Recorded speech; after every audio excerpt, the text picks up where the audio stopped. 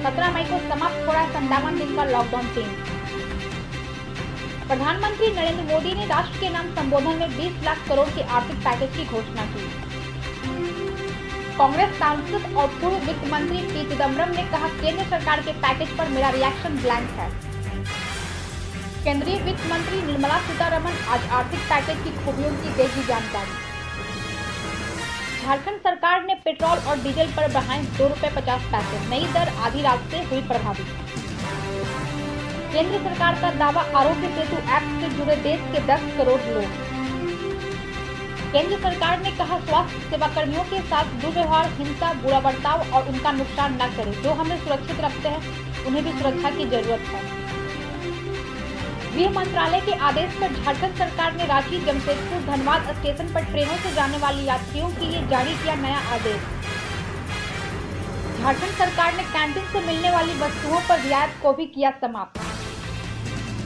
मुख्यमंत्री हेमंत सोरेन ने कहा, लॉकडाउन 4 में भी झारखंड के लोगों को नहीं मिलेगी कोई रियायत। चतरा में आदिम जनजातीय परिवार के बिरहोर युवक ने की आत्महत्या, पुलिस जांच में जुटी। मध्य प्रदेश के बांदा में जैन समुदाय के लोग परम सागर में काफी संख्या में जुटे। प्रशासन ने सोशल डिस्टेंसिंग का दिया निर्देश। गुजरात सरकार ने कोरोना संक्रमण के बढ़ने को लेकर डॉक्टरों की एक उच्च स्तरीय समिति बनाई। अब ऑनलाइन और वर्चुअल होगा मिस साउथ अफ्रीका 2020 प्रतियोगिता।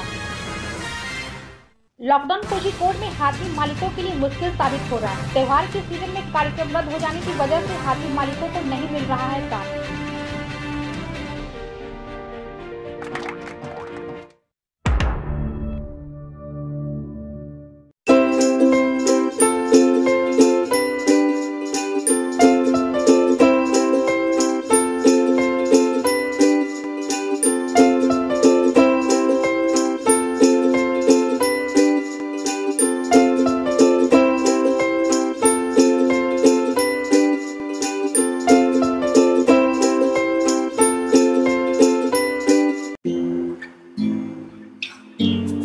हर घर चुपचाप से ये कहता है, अच्छा लगता है जब सब कोई अंदर रहता है। अच्छा लगता है जब सब कोई अंदर रहता है।